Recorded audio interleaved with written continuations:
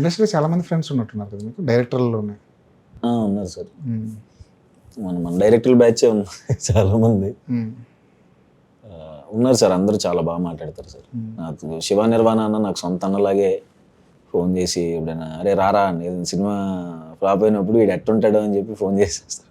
రే అర్జెంట్గా ఆఫీస్కి రా అంటారు. వెళ్ళిన తర్వాత అదే రా ఇలాంటిది ఓకే ఇలా అయింది కదా నెక్స్ట్ జాగ్రత్త పడు అని. తర్వాత బాగున్నప్పుడు హను అన్న అప్పుడప్పుడు ఫోన్ చేస్తారు.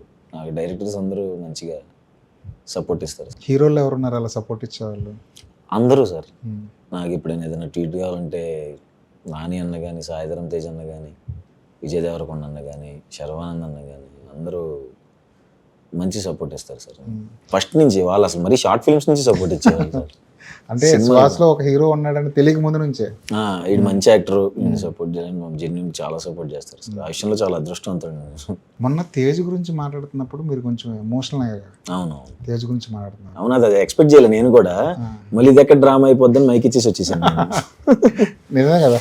అంతే కదా సార్. మరి అంటే ఇప్పుడు మనకి ఆ టైంలో సినిమాలు లేని టైంలో మా మదర్కి వీడియో తీసి పంపించడం చాలా పెద్ద విషయం కదా. సో అది చెప్తూ ఆ రోజు అసలు ఏమైంది ఆ రోజు వీడియో తీసి పంపించాల్సినంత అంటే జనరల్గా కొంచెం టెన్షన్ పడుతున్నారన్న ఇది అంటే ఒక నిమిషం ఆగరా అని చెప్పి వీడియో తీసి మీరేమీ బాధపడకండి మేము చూసుకుంటాం అన్నారు. సో ఇంట్లో హ్యాపీ. అది హ్యాపీయెస్ట్ మూమెంటే కానీ అది చెప్తున్నప్పుడు నాకు ఎందుకో అంటే ఇప్పుడు కొంచెం ఈ బ్యాక్ టు బ్యాక్ కొన్ని ఆడలేదు కదా సినిమాలు. ఆ టైంలో తేజోన రావటం నాకు అది గుర్తురాడు. 10 ఏళ్ళు అయిపోయిందని కలిసాను. అప్పుడు రిలీజ్ అయ్యాను నేను.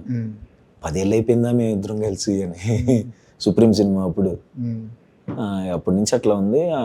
ఆ టైంకి ఆయన రావటం నా కోసం అక్కడ నాకు మధ్యలో ఎప్పుడు గెట్ టుగెదర్ లాంటివి ఏమి ఉండవా మీ హీరోల మధ్య? అంటే మీరు పార్టీ పర్సన్ కాదే. ఏముంటుంది పెళ్ళి అయిపోయి 2 పిల్లలు పుట్టిన తర్వాత ఇంకేం అంటే అంతకుముందే ఏమైనా ఉండేదా? ఉండేది సార్. అంటే చాయ్ బిస్కెట్లు ఉన్నప్పుడు మేము తెగ ఎంజాయ్ చేసాం. అంటే ఓన్లీ బ్యాచ్ మళ్ళీ కొత్త వాళ్ళు వస్తే అలా ఏం ఉండదు. మనకు తెలిసిన వాళ్ళు ఆ కంఫర్ట్ ఉంటేనే. చాయ్ బిస్కెట్లో ప్రమోషన్ చేసుకోవడానికి రకరకాల ఐడియాలతో వచ్చేవాళ్ళు మీరు. కానీ మీ సినిమాల్లో ప్రమోట్ చేసుకోవడానికి ఆ ఐడియాలన్నీ ఏమైపోయినాయి? అంటే అందరూ ఇన్వాల్వ్ అవ్వాలి కదా సార్. అందరూ యాక్సెప్ట్ చేయాలి. అప్పుడంటే అందరం ఉండేవాళ్ళం. నేను సందీప్, శరత్ అన్న, అనురాగ్ అన్న అందరు కలిసి మాట్లాడి ఒక్కొక్కటి పాయింట్ తీసుకునేవాళ్ళు. తర్వాత ఇంకా ఎక్కడో నాకు కూడా అలాగే ఏమో మరి.